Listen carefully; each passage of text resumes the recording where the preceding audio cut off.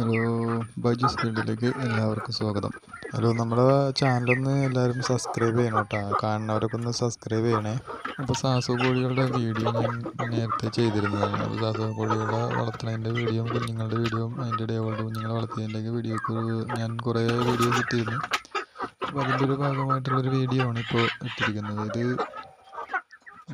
Sauce കോഴികളാണ്. Sauce കോഴികൾ ഇപ്പോൾ ഒരു 3 മാസം കഴിഞ്ഞ കോഴികളാണ്. 3 മാസത്തോളം കഴിഞ്ഞു. അത് നമ്മൾ വളർത്തിയപ്പോൾ ഒരു 3 മാസം കഴിഞ്ഞ് 3 മാസം 3.5 മാസത്തോളമായി. 3.5 മാസം ആയിട്ടില്ല, 3 മാസം കഴിഞ്ഞിട്ടുള്ളൂ. അപ്പോൾ ഈ കോഴികളിപ്പോൾ നമ്മളിപ്പോൾ കൊണ്ടുവന്നതിൽ കുറേയൊക്കെ ചത്തുപോയി. അസുഖങ്ങൾ വന്ന കാരണമാണ് ഈ 3 മാസമായിട്ട് ഇത്ര ആയിട്ടുള്ളത്. തൂക്കം ഇത്തിരി കുറവാണ്. അല്ലെങ്കിൽ കുറച്ചും കൂടെയൊക്കെ തൂക്കം വെക്കേണ്ടതാണ്. ഒരു 3 മാസം കൊണ്ട് 2 കിലോ 2.5 കിലോ ഒക്കെ നമ്മുടെ സാധാരണ തീറ്റ കൊണ്ട് തന്നെ ആവും. 3.5 മാസം കൊണ്ട് ചുറ്റി കുറഞ്ഞാൽ 2.30 കിലോ 2.5-3 കിലോ ഗ്യാപ്പിൽ തൂക്കം വരും. അപ്പോൾ അത്രയും പറഞ്ഞ കോഴികളാണ്. പക്ഷേ ഈ പ്രാവശ്യം ഇതിൽ അസുഖങ്ങൾ വന്നു. 2-3 തവണയായിട്ട് ഉണ്ടായിരുന്നു. എന്നാലും ഞാൻ 3-4 തവണ എടുത്തപ്പോൾ ഇതുപോലെ അസുഖങ്ങൾ ഉണ്ടായിരുന്നു. പക്ഷേ ഇപ്പോൾ ഇത് കൂടുതലായിരുന്നു. അപ്പോൾ അത് കാരണം അതാണ് തൂക്കം കുറവ്. ഇത് നമ്മൾ നാടൻ പൂവൻ കോഴി വളർത്തുന്ന പോലെ തന്നെയാണ് ഈ ഇറച്ചിക്കോഴിനെ വളർത്തുന്നത്. ഇറച്ചിക്കോഴി തന്നെയാണ് സാസു എന്ന് പറയുന്നത്. സാസു ഇറച്ചിക്കോഴി തന്നെയാണ്, ഹൈബ്രിഡ് കോഴിയാണ്. ഞാനിത് ഇറച്ചിക്ക് വേണ്ടിയിട്ടാണ് കൊണ്ടുവന്നത്. മറ്റുള്ള കോഴികളെ അപേക്ഷിച്ചെന്ന് പറയുന്നത് ഈ കോഴിയാകുമ്പോൾ പെടയായാലും പൂവനായാലും ഏകദേശം തൂക്കം ഉണ്ടാവും. 2.5 കിലോ ഒക്കെ തൂക്കം വെക്കും 3-3.5 മാസം കൊണ്ട്. അപ്പോൾ എൻ്റെ ഈ പ്രാവശ്യം തൂക്കത്തിൽ കുറഞ്ഞു പോയി. അതിൻ്റെ കാരണം എന്ന് വെച്ച് കഴിഞ്ഞാൽ ഇതിന് അസുഖങ്ങൾ വന്നു. കഴിഞ്ഞ തവണ ഇതുപോലെ ഞാൻ 2-3 പ്രാവശ്യം എൻ്റെ വീഡിയോയിൽ സാസിൻ്റെ വീഡിയോയിൽ പറയണ പോലെ 4 ബാച്ച് എടുത്തതിൽ ഇതൊരു 4ാമത്തെ. ആദ്യത്തെ ബാച്ച് മാത്രമാണ് കറക്റ്റായിട്ട് കൊടുത്തത് ലാഭകരമായിരുന്നു. അപ്പോൾ ആ ലാഭം കണ്ടുകൊണ്ടാണ് 2ാമത് ഞാൻ എടുത്തത്. അതിൽ കുറേ ചത്ത് 3ാമതെടുത്ത്, എന്നിട്ട് 4ാമതെടുത്ത്. 4ാമതെടുത്തതിൽ പോയി. അപ്പോൾ ഇതിനകത്ത് പകുതിയുള്ളൂ, ബാക്കിയൊക്കെ ചത്തുപോയി. അപ്പോൾ അത് ഞാൻ കിട്ടിയ ബാക്കിയുള്ള ഇനിയിപ്പോൾ കുഞ്ഞുങ്ങളാണ് ഈ കിടക്കുന്നത്. ഈ 2-3 പ്രാവശ്യം എടുത്തതിൽ പോയതിൽ പൈസ നഷ്ടം എന്ന് പറഞ്ഞാൽ അത്രയായിട്ട് നഷ്ടമല്ല. എന്നാലും നമ്മുടെ അധ്വാനത്തിനുള്ള മൂല്യം ഇല്ലാതായിപ്പോയി. ഇനിയിപ്പോൾ ഈ കിടക്കുന്ന കോഴികളാണ് കൊടുക്കാനുള്ളത്. അപ്പോൾ ഇതിപ്പോൾ തൂക്കമായിട്ടുണ്ട്. ഏകദേശം 800-900 ഒക്കെ ആയിട്ടെന്ന് തോന്നണം. എനിക്ക് നോക്കിയിട്ടില്ല. എടുത്ത് വെക്കുമ്പോഴൊക്കെ നല്ല വെയിറ്റ് ഉണ്ട് കോഴികൾക്ക്. അതായത് പൂവൻകോഴിക്ക് വേണ്ടിയിട്ട് ഇറച്ചിക്ക് വേണ്ടിയിട്ട് വളർത്തണം. പൂവൻകോഴിനെ കൊടുക്കാൻ വേണ്ടിയിട്ട് നമ്മൾ വളർത്തുന്നത് ഇറച്ചിക്കാണ്. അതുപോലെ തന്നെയാണ് സാസുവിനെ വളർത്തുന്നത് ഇറച്ചിക്കാണ്. അപ്പോൾ ഇറച്ചിക്ക് സാസുവാകുമ്പോൾ പെടയിലും പൂവനായാലും ഏകദേശം ഒരേ തൂക്കം ലെവലായിട്ട് തന്നെ കിട്ടും. എനിക്കും ഏകദേശം ഒരേപോലെ തൂക്കം ഉണ്ടാകും, വെയിറ്റ് കൂടും. മുട്ടിടുന്നതിന് മുമ്പ് തന്നെ അതായത് എനിക്കിപ്പോൾ ഇതിനെ വളർത്തിയിട്ടുള്ള മനസ്സിലായെന്ന് വെച്ച് കഴിഞ്ഞാൽ ഇതിനെ നമ്മൾ ഹൈബ്രിഡ് കോഴിയുടെ വിഭാഗത്തിൽ തന്നെ വളർത്തണം. പക്ഷേ വിവിധ മുട്ടക്കോഴിനെ വളർത്തണമെങ്കിൽ അതിന് അതിൻ്റേതായ തീറ്റ തന്നെ കൊടുത്ത് വളർത്തിയാൽ മാത്രമാണ് ആ മുട്ട ഉൽപ്പാദനം ഉണ്ടാവുന്നത്. അസുഖങ്ങളും കുറഞ്ഞു കിട്ടും. ഇതുപോലെ തന്നെ ഈ കോഴികളെയും അതുപോലെ തന്നെ വളർത്തി എടുക്കേണ്ടതാണ്. അതായത് ഫിനിഷർ മറ്റുള്ള അങ്ങനെയുള്ള തീറ്റകൾ.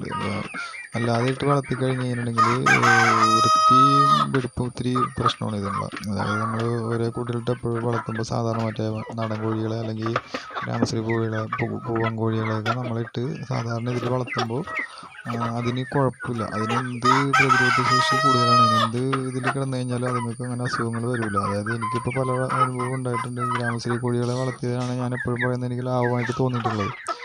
അപ്പോൾ ആ കോഴികളെ ഞാനിവിടെ ഇട്ട് വളർത്തുമ്പോൾ ഗ്രാമശ്രീ കോഴികളെ വളർത്തുമ്പോൾ എന്ന് പറയുന്നത് വെയിറ്റ് അതിനകത്തിൻ്റെ ലൂസ് വന്നത് ഏകദേശം ഒരു 100 കോഴിക്കുഞ്ഞിനെ എടുത്തു കഴിഞ്ഞാൽ 10 കോഴിക്കുഞ്ഞ് മാത്രമാണ് ചത്തു പോകുന്നത് എന്തെങ്കിലും കാരണം കൊണ്ട്. അല്ലാതെ ബാക്കിയുള്ള കോഴികളെല്ലാത്തിനെയും നമുക്ക് കിട്ടാറുണ്ട്. അതേസമയം സാസോനെ എടുത്തതിൽ ഫസ്റ്റ് എടുത്തതിൽ മാത്രമേ എനിക്ക് 50 കുഞ്ഞിനെ കൊണ്ടുവന്നില്ല. 42 കുഞ്ഞ് 42-41 കുഞ്ഞിനെ ഞാൻ കൊടുത്തു. അത് നല്ല ലാഭമായിരുന്നു. അത് തൂക്കം 2 മാസമായപ്പോൾ തന്നെ ഞാൻ കൊടുത്തത്. 2 മാസം കൊണ്ട് 1.5 കിലോ ഒക്കെ തൂക്കം വെച്ച്. അപ്പോൾ അങ്ങനെ കൊടുത്തത് ലാഭമായി. അന്ന് 2ാമത് കൊടുത്തതിൽ പകുതി കൊടുക്കാൻ പറ്റുള്ളൂ. പക്ഷെ അത് 3 കിലോ ഒക്കെ തൂക്കമുള്ള കോഴികളായിരുന്നു. 3.5 മാസം കൊണ്ട് 3 കിലോ ഒക്കെ തൂക്കം വെച്ചിട്ടുണ്ട്. 2 3 ഉണ്ടായിരുന്നു.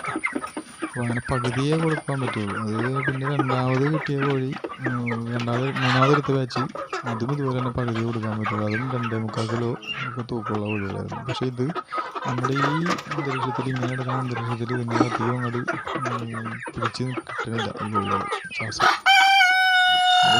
ഇതിനിപ്പോൾ വേറെ എന്തെങ്കിലും പരിപാടി ചെയ്യേണ്ടി വരും. കാരണം നമുക്ക് ഇങ്ങനെയായിട്ട് ഏത് കാലാവസ്ഥയിൽ ഇതായിട്ടുള്ള കാലാവസ്ഥയിലോട്ട് വളർത്താൻ പറ്റുന്ന കോഴികളാണ് എപ്പോഴും എല്ലാവർക്കും നല്ലതെന്നാണ് എനിക്ക് തോന്നുന്നത്. ഞാൻ അതാണ് കൂടുതലും ചെക്ക് ചെയ്തുകൊണ്ടിരിക്കുന്നത്. ഓരോ കോഴികളെ കുഞ്ഞുങ്ങളെ പല കുഞ്ഞുങ്ങളെ ഞാൻ ഇതുപോലെ എടുത്തിട്ട് വളർത്തുന്നുണ്ട്. അപ്പോൾ എനിക്ക് പല പ്രാവശ്യമായിട്ട് തോന്നിയ ഗ്രാമശ്രീ തന്നെയാണ് എല്ലാത്തിനെയും വെല്ലുന്ന ടൈപ്പ് കോഴികൾ. യാതൊരു വിധത്തിലുള്ള പ്രശ്നങ്ങൾ ആ കോഴികൾക്കില്ല, ചത്തുപോയുമില്ല.